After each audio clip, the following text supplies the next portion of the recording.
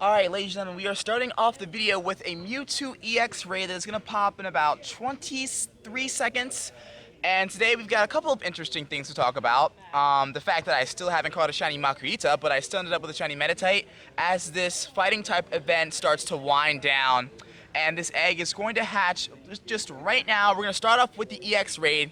And also, we're going to try to catch some interesting spawns. I'm not exactly sure how long this event's going to last. I think it's going to last till around 4 o'clock, so I think we're going to be stuck with the Makuhita and Meditite spawns until then. But there's the Mewtwo, and we're going to jump straight in, I believe. I'm going to have to coordinate with the groups, and we're going to go straight into this EX raid. Hopefully, we end up with good IVs. So, let's see what happens here. I have to turn down the volume of my game a little bit. We're heading straight into the Mewtwo raid right now. To start off the video, hopefully we can get good IVs on this one, but I'm not exactly sure, obviously, how this is going to end up. So, again, I did post on Twitter before about the threshold of IVs that I've gotten from Mewtwo. It's been, the majority of the Mewtwo's I've gotten are just 80%, so pretty lackluster and pretty disappointing on the IVs from Mewtwo. I'm either going to be super ecstatic, I'm going to be either super disappointed, or I'm going to be like, I'll take it. We're going to see just how things shape up for this as my second Time Avatar comes in and starts crunching up this Mewtwo. It's going to be the second Pokemon that I need, but it's probably going to be the only other Pokemon that I need for this raid. What's interesting is this exact EX raid gym, I've gotten my best IV Mewtwo. My DX1X Mewtwo that I powered up, that's 3939, I believe is what it is. That Mewtwo came from this gym, so if history does repeat itself, I will have a good IV Mewtwo for this one. So it's down. Let's see the IV percentage. Watch it be absolutely horrible. Just watch. Just watch. See? Watch. Here it is. 2221. It's another 80% Mewtwo. Alright, I don't even care. Alright, we got 4 rare candies. Got a revive. Got my quest done for the day. 9 balls because it's Valorant. It is 2221, so it's complete trash. Let's go for the Pineapple Berry for the first throw. I don't even care if I catch it, honestly. Alright, well, I timed that right, but apparently it was a little off target. Ooh, popped right out of the Pineapple Berry. Alright, we got 7 balls. We're gonna go Golden Raz. We're gonna catch it. It's interesting.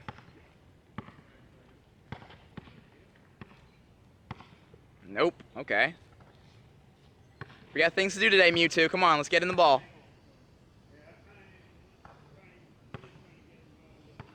I should be nailing excellent throws on this. I don't know why my throws are off, but it's kind of interesting having my throws off for the first time. Down to 4 balls. I might not catch this.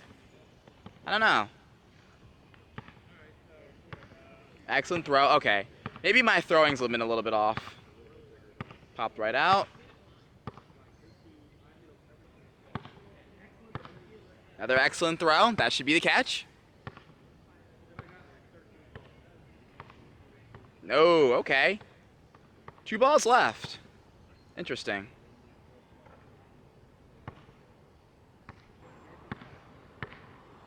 This will be the only Mewtwo I haven't caught. 2 balls left. Ah, he had to come home with me. He's 2221, not good IVs, but Mewtwo had to come home with me, I guess. Up to 17 Mewtwo candies on the year, just to do it. Let's go with the appraisal. Certainly caught my attention. Defense, certainly impressed. So I guess let's count the Mewtwo's now. I think that's my 8th. Look at all those Mewtwo's. Wow. 8 Mewtwo's, and only one of them I powered up. Now let's go ahead and talk about Charizard and his new move, Blast Burn, in Pokemon Go. So as you can see I think it's to the right of me. Yeah, it's to the right of me. You can see Charizard's new move in action, just totally obliterating this Venusaur. And Blast Burn is going to be 100 damage. It's going to be a double charge move. And just like Frenzy Plant, it's going to up Charizard's status in the metagame as a fire type. So taking a look statistically at the DPS rankings of Blast Burn, which is pretty much a really good uptake when it comes to DPS and its damage in Pokemon Go. So Charizard with Blast Burn is going to have one of the highest DPS fire type combinations along with Fire Spin. It's going to do 16.4 DPS. Next is Moltres with Fire Spin Overheat with 16.2. Flareon with Fire Spin Overheat 15.5. Blaziken Fire Spin Overheat 15.4. Entei Fire Spin Overheat 15.4. And Charizard, his previous moveset with Fire Spin and Overheat at 14.5. 4. So Charizard does get the step up. Charizard does get the upgrade. Statistically, Charizard doesn't rank better than either Entei or Moltres, but just below it. It's gonna be Moltres, then Entei, and then Charizard. So Charizard takes over that third slot. It overthrows Flareon in that third slot. So it definitely comes in as a very significantly good choice as a fire-type Pokemon to utilize. Remember to bring a high IB Charmander to Community Day, ready to evolve. I actually have to check my high IB Charmander because I hope it has 14 or 15 attack. If I don't have a 14 or 15 attack Charmander, I'm gonna be upset. But I think it is 14 or 15 attack my Charmander. I don't think I'm gonna end up getting another one before that point. So I think that's going to be the one and only Blast Burn Charizard that I have, so I just have to roll with it. But I could get lucky, could hatch an egg or catch a high IB Charmander in the next couple of days before Community Day. Community Day is this Saturday, May 19th, will be Community Day.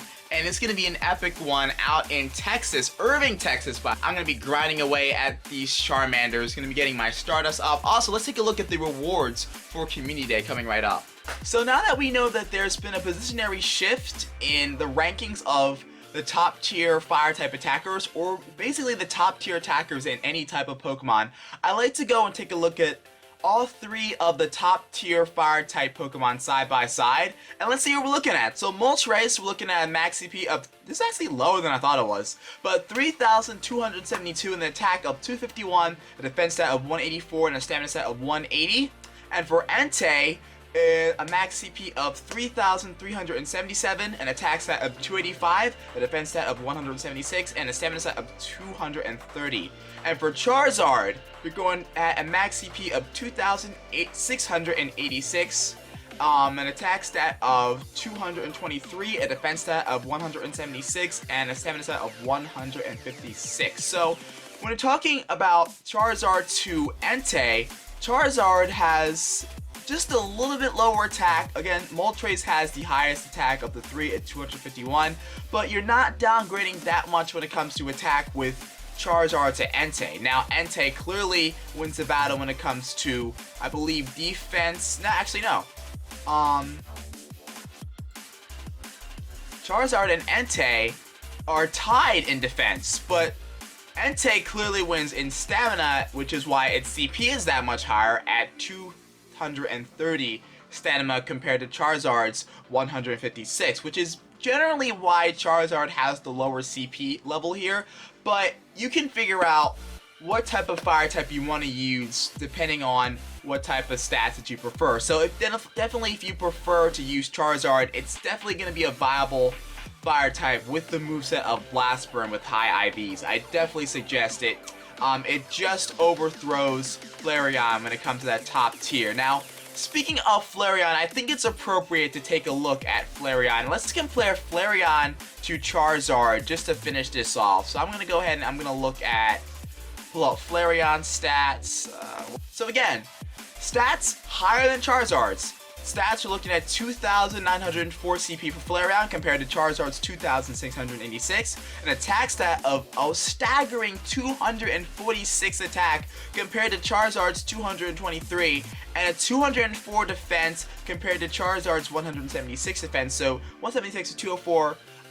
Pretty similar in that regard, but then the stamina stat comes into play, 130 stamina to 156 stamina. So the only stat that Charizard beats Flareon in is stamina. However, Charizard is going to deal higher DPS than Flareon with the moveset of Fire Spin and Blast Burn, which is a pretty interesting comparison when you look at all of the statistics. So the perks for this month's Pokemon Go Community Day are as follows. So you're going to be getting the Blast Burn Charizard, 3 times catch Stardust bonus, which is right up my alley because I think during Community Day, we're going to go for 5 million Stardust. I'm currently at 4.6 million, and I'm going to be grinding the entire time I'm in Texas. I'm going to have a couple star pieces activated. I'm going to be going absolutely ham while I'm in Texas. So I'm going to try to get to 5 million Stardust during the event. That's going to be awesome. Also, there's going to be 3-hour lures as well. That's the standard for the Community Day. So let me know if you're coming out for the Texas Community Day event that I will be attending, and let me know what event that you guys plan on attending in your local community. Maybe plan on traveling for Community Day. Let me know what you guys plan on doing. But Blast Burn Charizard is going to be the 3rd ranked best fire type in DPS rankings and in performance in Pokemon Go. This upgrades Charizard to a higher tier, into a new atmosphere, a better territory. It dethrones Flareon for the 3rd spot.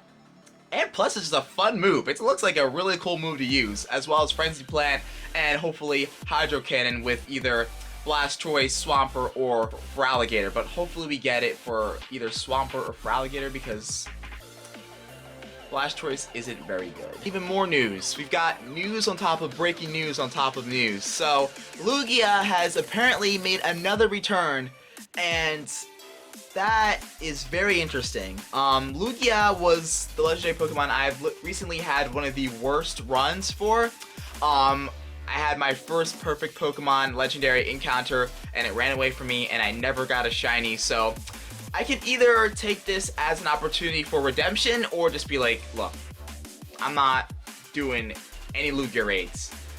There's one or two ways I can take this, but Sofro tweeted this: Lugia and other past raid bosses have been spotted atop gyms. This is a very unlikely and unintentional change, but if you need these raid bosses, now is the opportunity to get them, because this may be a mistake. We don't know. We'll find out within the coming days if this was intentional or not. Pokemon Go will say something about it. But as of right now, hey, Lugia is available in the game. His shiny form is also available in the game, as well as a raid boss switch up. So we're going to go ahead and take a look at what raid bosses may have changed, what raid bosses have not changed. So Latios and Latias can still be seen throughout the playing field of raid bosses. However, a lot of the raid bosses that were currently available have changed. So let's go take a look at what has changed. We've gotten Electabuzz and Manectric returning into the fray. We've also gotten Executor as well. We've gotten Gengar, and Jinx, and Jolteon, and Piloswine have also returned for Tier 3. Golem has returned to Tier 4 along with his buddies Tyranitar, Aggron, and Absol. And now we have Tier 5 for Lugia, Latios, and Latias. Now, this may not be a mistake. This may be intentional, because Lugia is a Psychic type along with Latios and Latias, so we'll see how that shakes up. But Lugia has returned, new raid bosses, new shiny opportunities for your raid boss encounters. Also, we have new counters as those raid bosses come out. So, happy hunting, and I'll see you guys in the next one.